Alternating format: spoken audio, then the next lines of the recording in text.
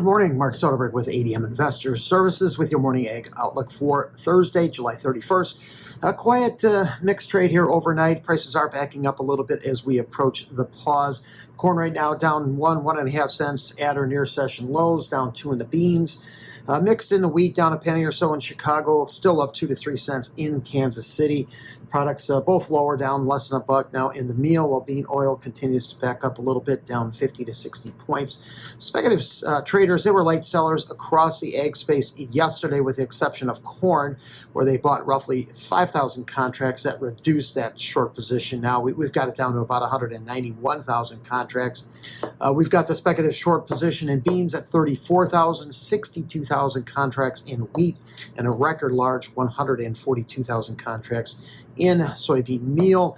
Deliveries against the August contracts in the soy complex were largely in line with expectations. 349 contracts against the beans, 84 on the oil, while much heavier in meal, but as expected, over 1,026 contracts. Late yesterday, the Trump administration announced they did strike a trade deal with South Korea that will see U.S. impose a 15% tariff on imports from Korea. However, no tariffs being imposed on U.S. goods into South Korea. President Trump also suggested that trade talks with China were moving along very well and expects that a very fair deal for both sides will be reached. However, no indication was given on whether he intends to extend the current trade truce that expires on August 12th. As expected, the Federal Reserve did not change interest rates after their two-day FOMC meeting yesterday, keeping the Fed fund range in that 4.25% to 4.5%. Right now, markets are placing odds at about a 25 basis point cut at the next Fed funds meeting in Federal Reserve meeting in September at about 65%. The U.S. weather remains mostly favorable. Much cooler temperatures have spread across much of the nation's midsection. Look for today's updated drought monitor to show drought readings remain historically low across key growing areas across the Midwest. With above normal temperatures will emerge, are likely to reemerge in week 2 of the outlook. However, we do have adequate soil and subsoil moisture levels to prevent crop stress from developing. Inside trade for corn overnight. Spreads remain wide. Support for December corn rests at the contract low at 407.5 versus the overnight low at 410.5. I do believe the markets will penetrate that contract low and likely undercut the $4 level sometime next month.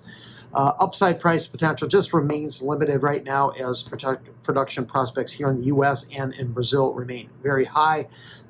Late season drought, however, could threaten production in Ukraine. A fresh 3.5 month low in November beans overnight, with support at the April low at 971.25.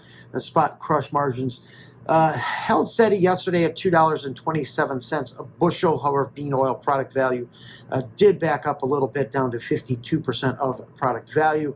Key data on biofuel production and renewable diesel production capacity and feedstock usage is expected at midday today. Census crush data from the month of June out after the close tomorrow. Some profit taking appears to be settling in the bean oil right now after reaching its highest price level in nearly 2 years earlier this week. Support for September futures rests at this week's low at 55.80.